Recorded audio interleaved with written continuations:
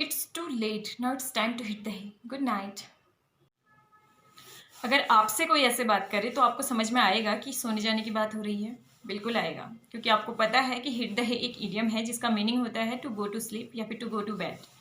और इसके अलावा एक और इडियम है जिसका मीनिंग होता है टू गो टू बेड या फिर टू गो टू स्लीप, और वो है हिट द सैक। तो हिट द हे और हिट द सैक 2 इडियम्स हैं जिनका मीनिंग होता है to go to bed in order to sleep. Stop being childish and act your age. Act your age is an idiom जिसका meaning होता है to act maturely not like a child.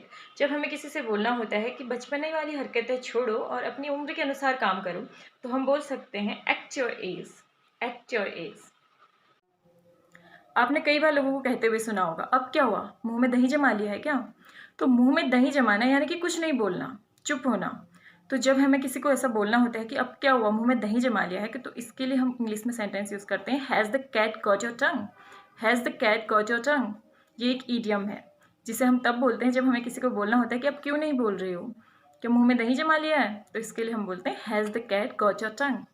कई बार होता है कि हम किसी की बात को सुनने के लिए बहुत ज़्यादा एक्साइटेड होते हैं, बहुत ईगरली सुनना चाहते हैं, बहुत ज़्यादा उत्सुक होते हैं सुनने के लिए।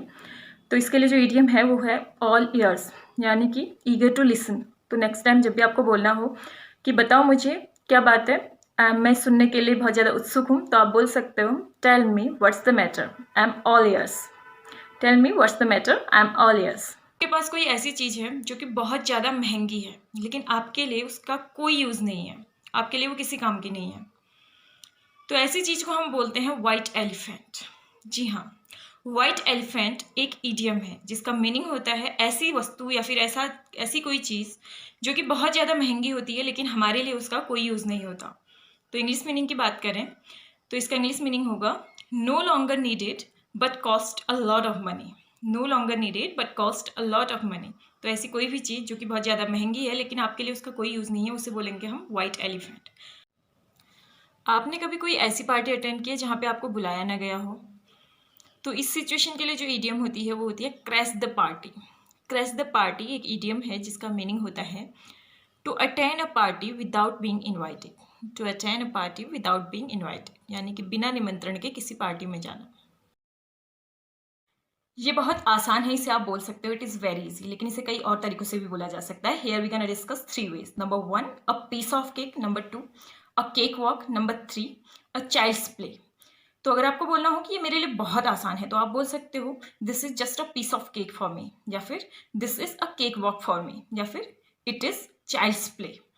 और अगर आपको बोलना हो कि ये बहुत ज़्यादा मुश्किल नहीं है तो इसके लिए आप यूज़ कर सकते हो this is not rocket science.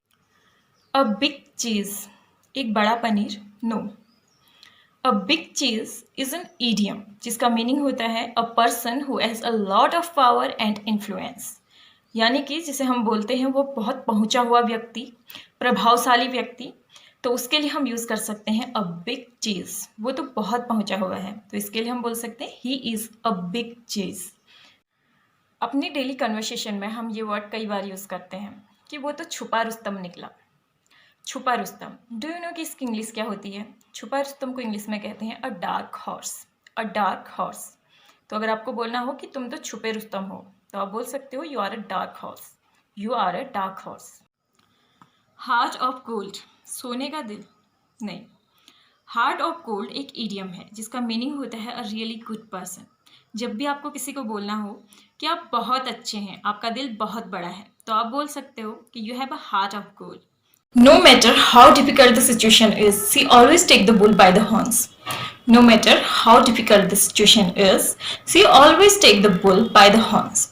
To take the bull by the horns is an idiom जिसका meaning होता है to deal with a situation without being afraid of it or without any fear.